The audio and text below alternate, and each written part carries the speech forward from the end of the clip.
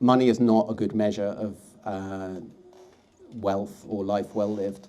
It's perfectly possible to live well completely outside of the monetary economy, and indeed the whole human race did it until 5,000 years ago, reminding us that we've been around 200,000 years.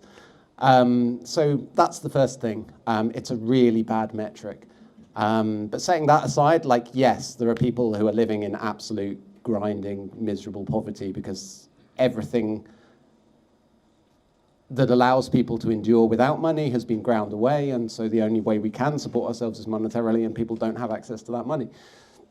And again, to me it seems that the most important work we can do is not trying to create more money for such people, but trying to create more ways for people to live well outside of the monetary economy. Because literally everywhere you look, because again, the whole world until 5,000 years ago didn't have money, so literally everywhere we look, ways of thriving outside the monetary economy have been quite deliberately crushed and destroyed and replaced with monetary systems. Which is also, incidentally, why I no longer support the idea of universal basic income, which surprises a lot of people, because in theory, it sounds great. It sounds like it supports exactly the same aim that we do with the Happy Pig. It sounds like it's like, let's provide people a way of supporting themselves so they don't have to sell their labor, and then they can choose what they want to do with their time. And I 100% support that aim. But as a method, it channels everything through money again. It says the way to gain access to the things that you need is financial. By the way, it also creates some kind of centralized body that issues that income. And it doesn't take that hard a look at history to see that universal incomes don't stay universal that long. It's not hard to see. Look at our politics right now, how it becomes, yeah, but obviously we aren't going to give it to illegal immigrants. That would be mad, right? And obviously we're not going to give it to criminals, and obviously we're not going to give it to people who don't live in the way we want them to live.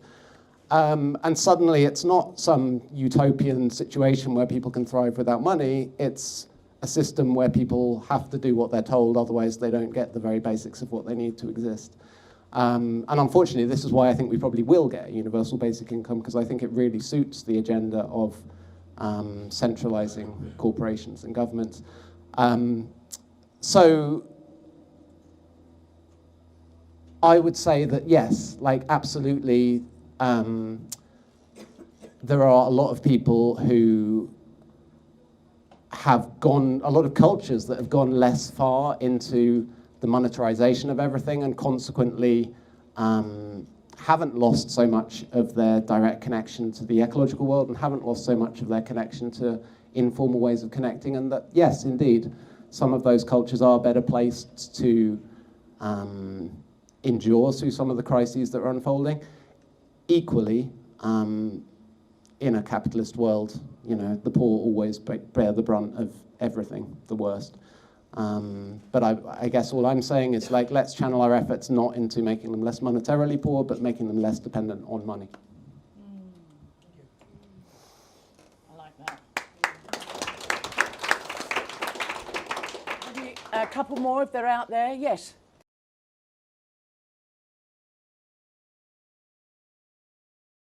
I mean, the first thing I'll say is if people are interested in reducing their dependence on money, then Mark wrote and I edited a book on exactly that called The Moneyless Manifesto, and appropriately, it's available completely free to you. If you, the publishers actually made it available free, but their website's gone down. So if you went to my website, darkoptimism.org/links, you'll find in the list of links a link to a completely free PDF copy of the book. So that's the first thing, and it has chapters on like how to travel for free, how to have accommodation for free, and not necessarily for free. It might also be that, you know, most people don't want to go all the way to living without money entirely, like Mark did. I never did that, but I live on probably now £5,000 or £6,000 a year, and yeah, that means, you know, if you wanted to go and get a conventional job full time for a year at, say, £25,000 a year, then you don't have to work for 5 years and you can give all your time to doing things that you believe in. And sometimes I find inadvertently they bring in some money, and that has actually been enough to cover me for quite a while now. But yeah, all sorts of practicalities. I mean, as I say, there's a whole book out there on all the details. But I mean, like if you want to have somewhere to live for free, for example, there are things like, you know, house sitting. But then I think more fundamentally than that, again, it comes back to how do we ground ourselves in the real economies, in the natural world and in relationships. And some of you have heard me talk about this before, but I think one of the most dangerous and pernicious kind of myths in our culture, and when I say myth, I mean guiding stories of our culture, is financial independence. Like, I think probably all of us have some part in ourselves that's been told really hard that if you're not financially independent, then you know you're a parasite. You should be ashamed of yourself, and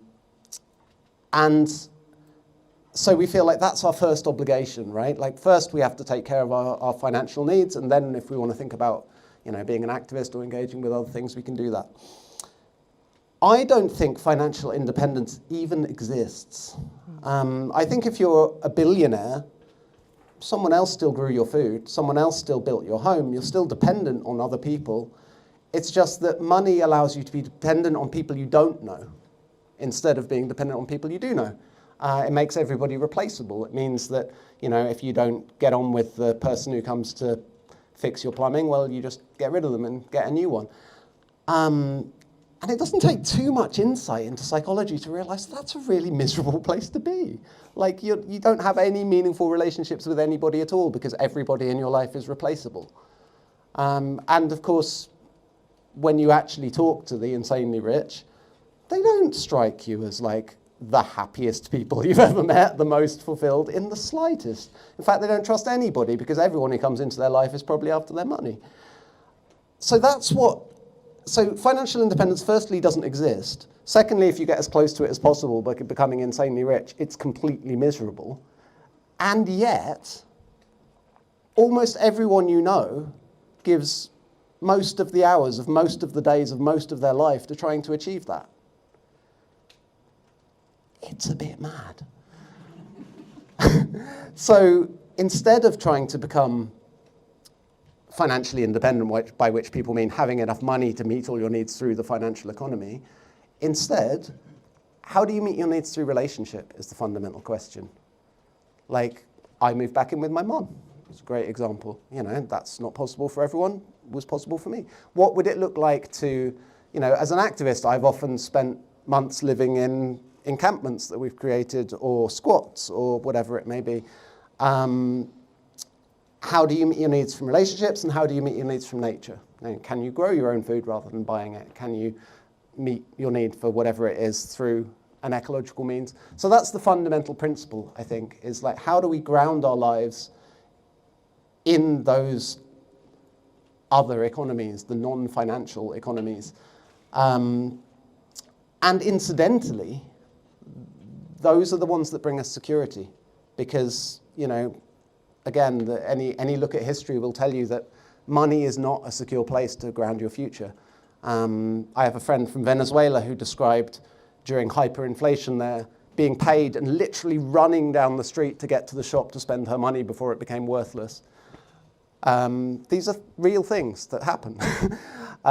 We all know that, you know, the money you put in a bank account actually then gets put into the stock market, and we all probably have some vague sense that that's this huge, crazy casino of random speculation that we don't really understand. It is.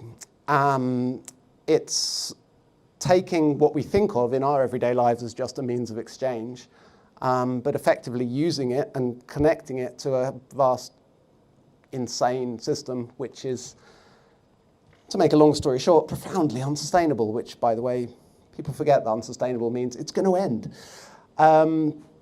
So yeah, I would say fundamentally, ground your life in nature, ground your life in relationships, and not only will you free up your time from having to sell your labor, but you will also be grounding in the things that are likely to endure as much falls apart.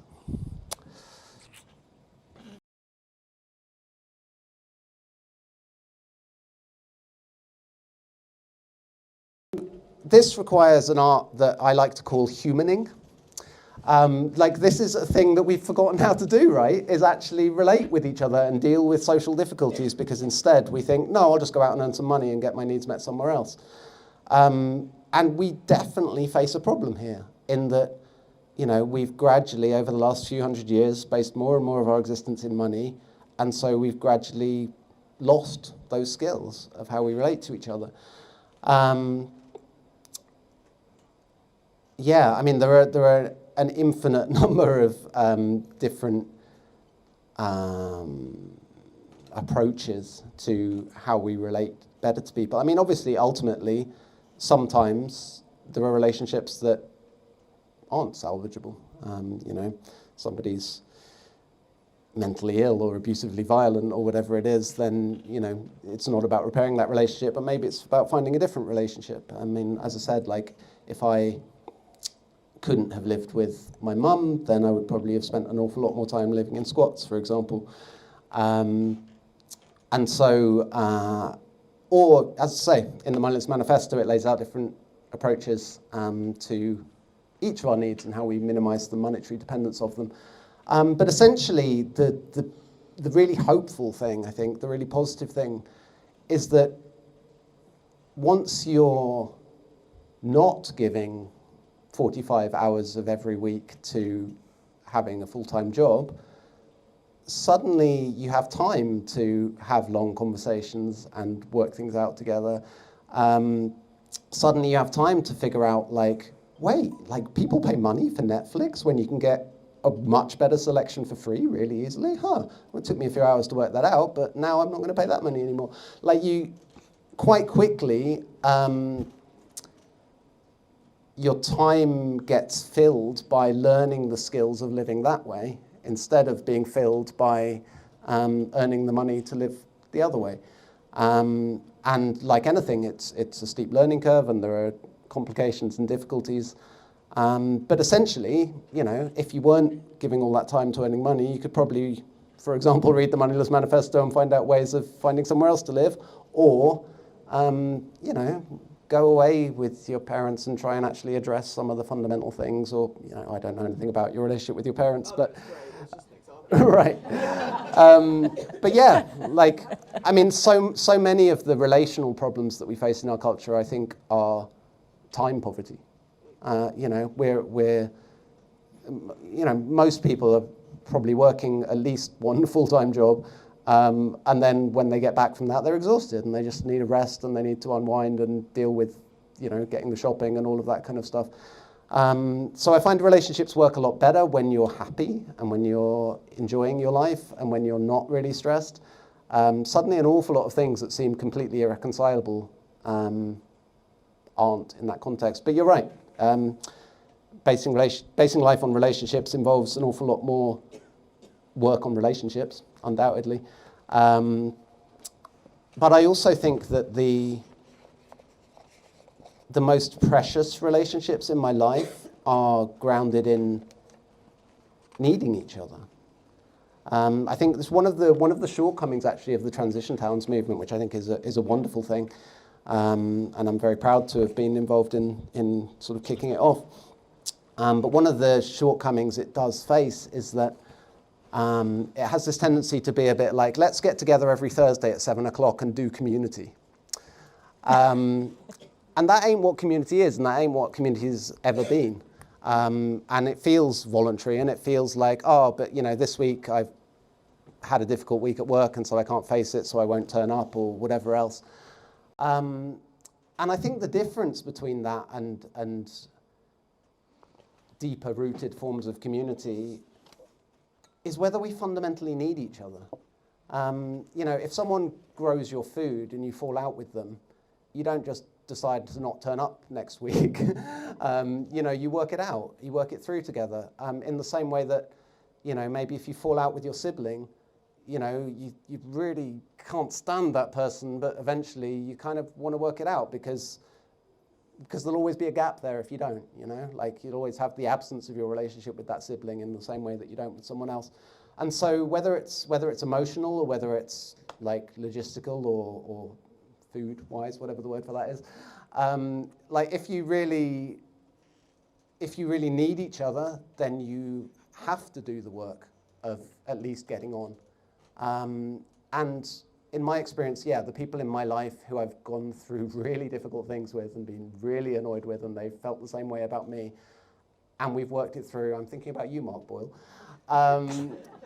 are the most precious relationships because we know it's worth working on, you know?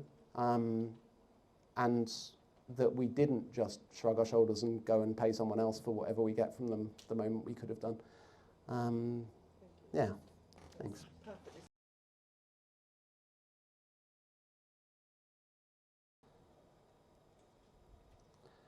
I want to honour you, actually, for naming your own denial. I think even more common than denial is meta-denial, like people being in denial about their own denial. If that's not logically impossible, I have to think about that one. And actually, I've been thinking a lot about my own relationship with denial recently. It's been kind of coming up in my meditations, and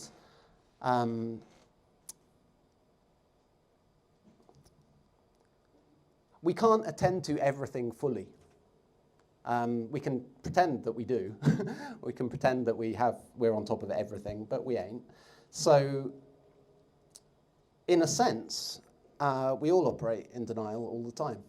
And I suppose when I talk about denial and despair in this context, what I mean is a kind of a sweet spot, maybe, between the two, where I think it's appropriate to have a certain amount of denial. I think it has a bad name. You know, there's a thing people often say in intentional communities world that, God, if I'd known how much trouble it was going to be to get this started off when I'd begun, I would never have done it. And the implication is, I'm really glad I didn't know how much work this was going to be, because I'm really glad that I did it. And so, like, that seems like a helpful and welcomed kind of denial, even in retrospect, and that's interesting to me. So if it's not about being free of all denial, but about paying attention to the things that need heeding, then maybe it comes back to one of my pet boogeymen, which is the word should. I hate the word should with a passion. And I think environmentalism has got obsessed with the word should, and that's why everyone hates environmentalists. I haven't done any of the things that I've done because I felt like I should. That's probably a confession for some people, but I'm quite proud of that. A great example is, you know, I quit flying in 2002, so over 20 years ago now. And I did not do that because I thought I should. I did that because I realized that flying was making me unhappy now that I understood the consequences of flying. And I think we often get caught in these situations where we want a thing, but we don't want the consequences of the thing, right? Like eating the dessert or taking the flight or, you know, whatever it may be. And it's really tempting to just go into denial about the consequences, right? And just have the thing. But the problem with that is not that it's morally wrong. The problem with that is that it makes us unhappy, and we all know it. And so what works for me is letting those two parts of myself talk to each other. Being like, okay, here's the part of me that wants to fly to California to visit my girlfriend's parents and see the great redwood trees. Here's the part of me that feels like I don't want to contribute to the death of these great beings just because I had to see them in person. I could just go, I'm not going to think about that, I'm just going to go anyway. But I know that will make me unhappy. So instead, I sit with both of those things, and I did this 20 years ago, because that's when I quit flying on this very decision. And I thought, yeah, no, I'll be happier, I'll believe more in the story I'm telling with my life if I don't go. And so that wasn't like, I shouldn't go, oh, I'm denying myself. No, that was, I choose to be happier. And I've since discovered that that's the true meaning of the word sacrifice is, well, firstly, it literally the etymology of it is to make sacred. But perhaps more fundamentally than that, to give up something of lesser value for something of greater value, which when you put it that way is a bit of a no-brainer. And so in your case, I think you know that you don't want the consequences of, slipping back into denial. You right now are feeling like, yeah, like I want to walk that narrow path. That's the path that leads me to happiness. And I would say it's far more compelling to stay on that path if you're like, do I want happiness or do I not want happiness? I find that a lot easier than, oh, I shouldn't do this, but I kind of want to, oh, but I shouldn't, but that's when I fall off. But when I let the two parts of myself talk to each other, the part of me that's tempted to slip back into denial and the part of me that actually really wants to do this, then literally sit down, have that conversation, write down what the two parts of you are saying, literally do that, and then wholeheartedly live. Honestly, if someone wholeheartedly thinks, yeah, flying to the Bahamas absolutely makes my soul sing, I totally support them in doing that, 100%. Because I really don't believe in the waving a magic wand and someone having all the answers and inflicting them on everyone else thing. I'm an anarchist, so I believe that we all have to find our own truth, that there's no higher power, divine or governmental or military, that's going to tell us how to do this all right. But we have to find our own truth and live it, and that's the only way that we're ever going to make anything make sense. And so, yeah, I trust in you to find the path that will bring you the most happiness and to decide that you want to walk it. If you don't, well, yeah, your loss.